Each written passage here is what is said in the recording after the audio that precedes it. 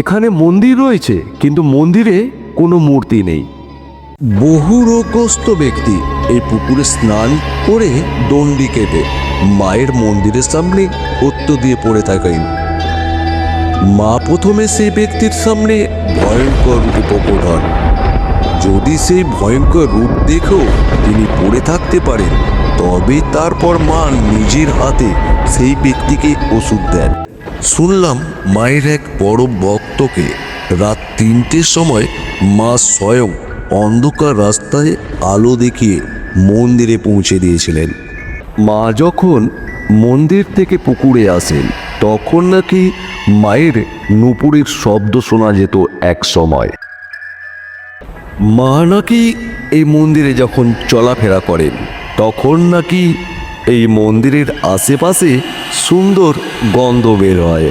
এই শিলাটি থেকে একটি বাচ্চার রূপ ধারণ করে মা স্বয়ং এসে বাচ্চাদের সাথে খেলা করেন। শিলাটা নাকি নিজে নিজেই হঠাৎ হঠাৎ করে কোথায় যেন চলে যান। এখানে মন্দির রয়েছে, কিন্তু মন্দিরে কোনো মূর্তি নেই। মন্দির সম্পর্কে বিভিন্ন অলৌকিক ঘটনা শোনা যায়। আর কি রয়েছে সেই অলৌকিক ঘটনা, সবই আপনাদের সামনে তুলে ধরব এই ভিডিওটির মাধ্যমে। যদি ভিডিওটি ভালো লাগে তাহলে লাইক, শেয়ার করে এবং কমেন্টস বক্সে আপনার গুরুত্বপূর্ণ মতামত জানাতে ভুলবেন না। গ্রাম বাংলার জাগ্রত আরও একটি মন্দিরে আপনাকে স্বাগত জানাই। আজ আমি এই মুহূর্তে উপস্থিত হয়েছি হুগলি জেলার হরিপাল ব্লক বা থানার অন্তর্গত চণ্ডীনগর বুড়ো মায়ের মন্দিরে।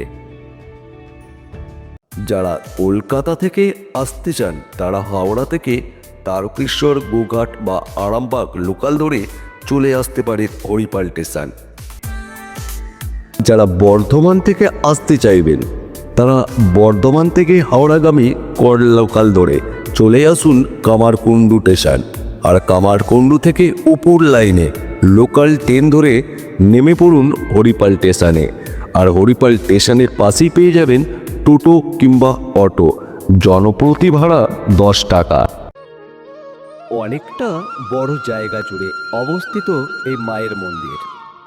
আর মন্দিরটিও বেশ বড়, তবে মন্দিরের গর্ভ গিয়ে মায়ের কোনো মূর্তি নেই। একটি গোলাকার শিলার মধ্যেই মা বিরাজ করছেন এবং এই মায়ের গোলাকার শিলাটি প্রাচীনকাল থেকে এই গ্রামের বিভিন্ন অলৌকিক মহিমার সাক্ষী।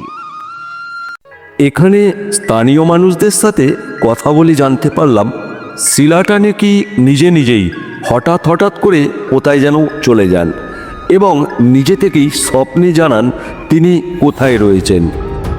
পরের দিন ভক্তবৃন্দরা সেখান থেকে গিয়ে মাকে এনে মন্দিরের গর্ভগৃহে পুনরায় স্থাপিত করেন। মা নাকি ছোট ছোট শিশুদের খুবই ভালোবাসেন। শোনা যায় এই শিলাটি থেকে একটি বাচ্চার রূপ ধারণ করে মা স্বয়ং এসে বাচ্চাদের সাথে খেলা করেন। মা নাকি এই মন্দিরে যখন চলাফেরা করেন, তখন নাকি এই মন্দিরের আশেপাশে সুন্দর গন্ধ বের হয়। মা যখন মন্দির থেকে পুকুরে আসেন, তখন নাকি মায়ের নুপুরের শব্দ শোনা যেত এক সময়।